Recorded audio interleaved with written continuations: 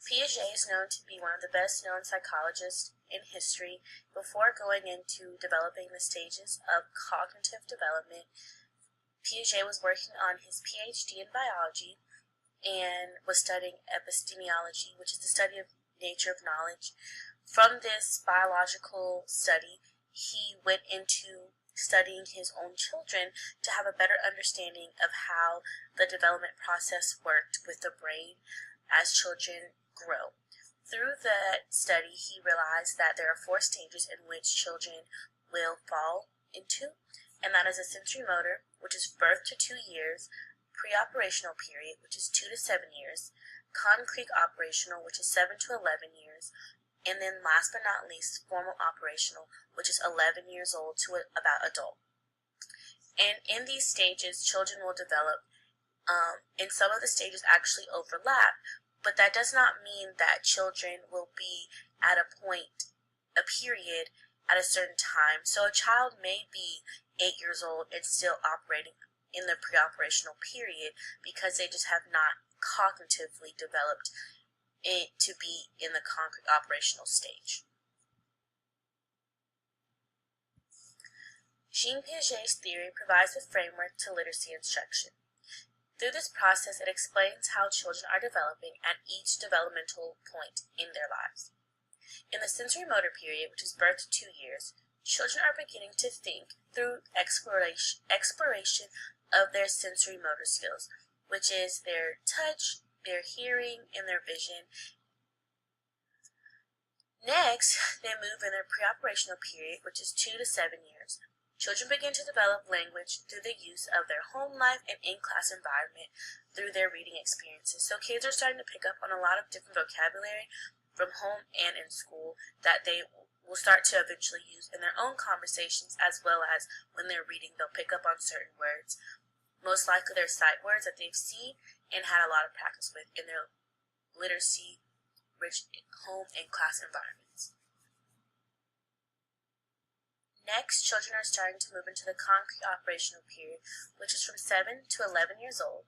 And at this point, children begin to use those concrete objects to assist in their development about abstract concepts. So now children are moving into where they understand that letters make words, and now words form sentences, to the point where they're actually starting to attempt to read. And after that, they're moving into the formal operational period, which is 11 to adult, where now they understand that those letters make words, words make sentences, and now they're no longer reading to learn. They're no longer learning to read, they're reading to learn, which allows them to understand those complex details, and now they have reached their highest level of cognitive development, where now they can construct meaning from their reading. When it comes to the classroom applications for the Piaget's theory, sensory motor, children are learning to play with toys and again exploring their world. So they're starting to understand that certain toys will begin to make noises, and they kind of wonder what's those noises or why is it doing this.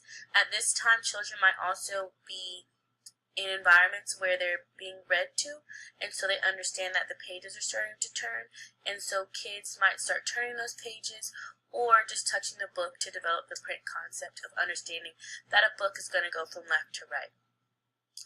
After that, they move into their pre-operational period, where they begin to do more hands-on activities such as touching letters to make words.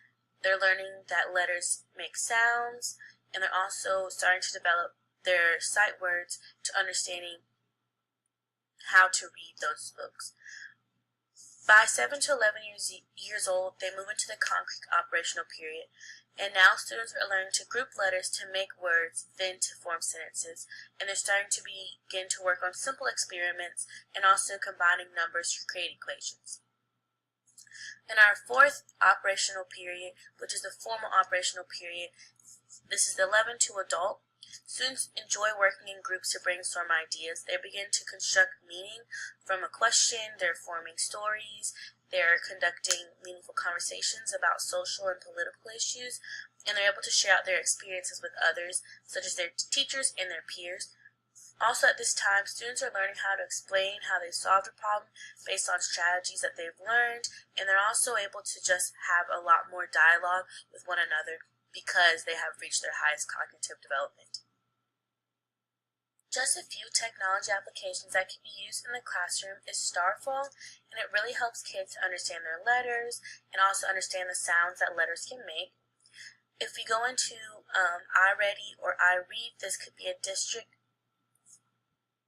program that's used in schools, and iReady helps students to be able to understand letters, sounds, phonemic awareness, high frequency words, and there's also a feature that allows teachers to assign some assignments to them, as well as they have their own pacing that they work on.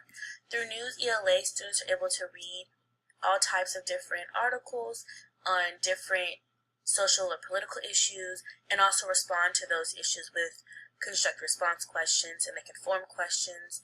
As well as Read Theory, students will read an article and answer questions. They have both nonfiction and fiction text, and they respond and answer questions with a multiple choice or a construct response.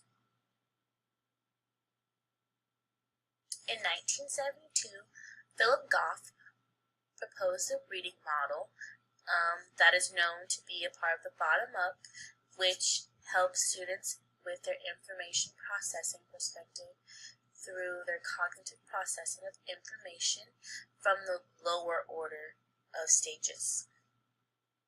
Through this model, he created a way for students to be able to capture each piece of a letter to be able to understand the text through iconic image, scanner, character, register, decoder, codebook, phonemic tape, librarian, lexicon, primary memory, and the syntactic and semantic rules processor, which eventually became the simple view of reading. Suppose you're looking at a text and you're kind of unfamiliar about a word. You kind of stop and you just stare at it. First that happens is the iconic image where the text is presented on the page. So your eye understands that these words on the page are presented to you. There's letters, the letters make sounds, the sounds, produce a word. Next, you go into your eyes are scanning. The eyes begin to examine the image by searching for patterns of lines and curves to attempt to identify what the image is. So what is that letter? The character register is where the iconic image is now officially identified and stored as a letter. So if a student saw the word the, they understand that the T is a T. Decoder is the next thing that happens. The eye and the brain are starting to decode the iconic image. So the brain is starting to understand that this image is actually a word. Next, the code book, which is where the brain is attaching the correct phonemes to each letter.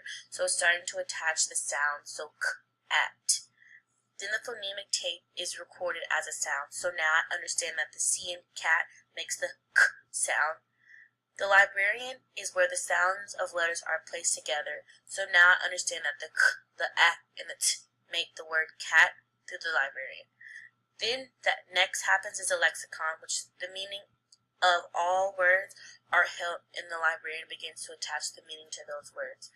So what does cat mean? Oh, well, that's a small animal that has fur, that meows. So now my mind is putting together all of that.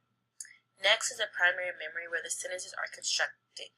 So now I understand that the cat is on the ground. So now I'm starting to make sense of the sentences that are in front of me.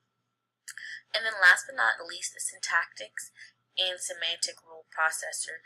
The meaning of those sentences are now constructed. I now officially understand what is in front of me and what I'm trying to read. So it all starts with the iconic image of identifying there's actually text on the page. And then I will end with the syntax and the semantic rules processor, which now I understand that these words on the page have formed a sentence, and now I understand that the sentence, what the sentence is, to construct meaning of the sentence. Goff introduced a reading model based on the information processing perspective.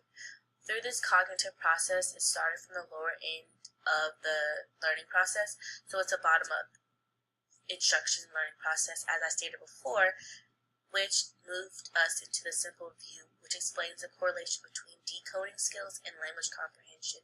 If a student does not have language comprehension, then the student will have a hard time with the reading comprehension. So in order for students to understand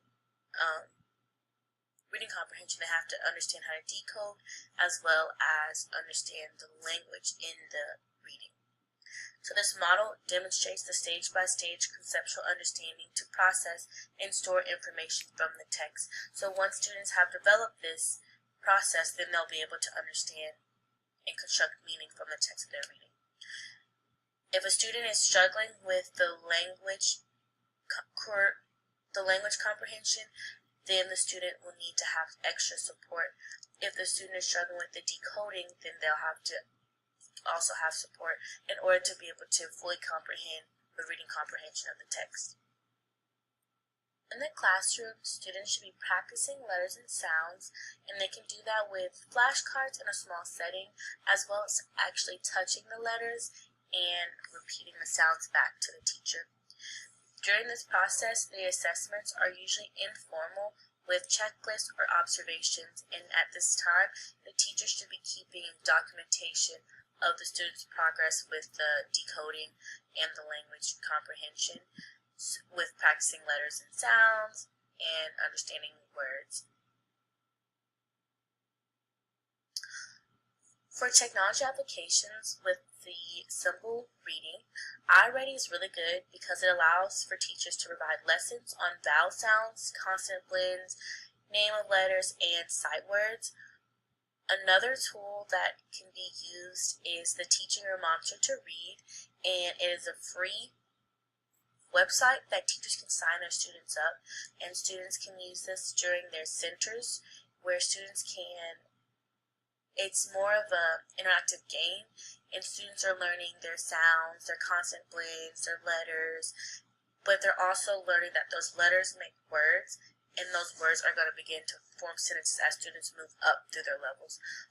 Also, with the phonics reading A to Z, students are learning their phonics, but they're using the A to Z platform with recording themselves to read and understand letters and also sounds to eventually form sentences. Kenneth Goodman laid the foundation to the whole language theory alongside his wife, Yvette Goodman, and longtime friend Frank Smith. Goodman also created the psycholinguistic theory with Frank Smith, which claims that reading is a language process. These beliefs helped to lay the foundation down for the whole language theory. Again, Goodman created the whole language theory, which is a top-down theory, and during this theory, this theory is a philosophy about how children learn from their teachers through strategies. And the whole language theory captures language development with instructional approaches through reading, speaking, writing, and listening as one area of literature.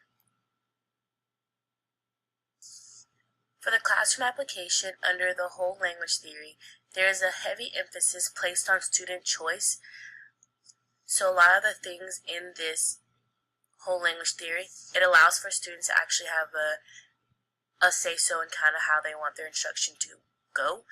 The centers are child-centered instruction based on the children's interests, so I would advise that you do an interest inventory to be able to help set up centers for your students.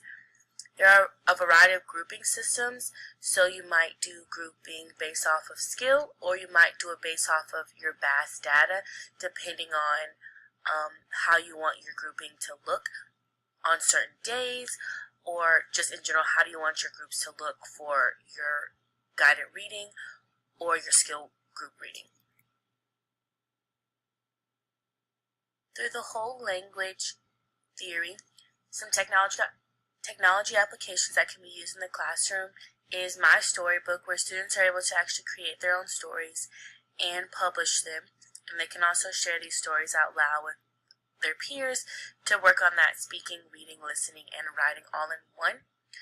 Next, students can use Seesaw to record stories, to draw pictures, to write a story, and all of these things can be shared and their peers can also see as well as their teacher.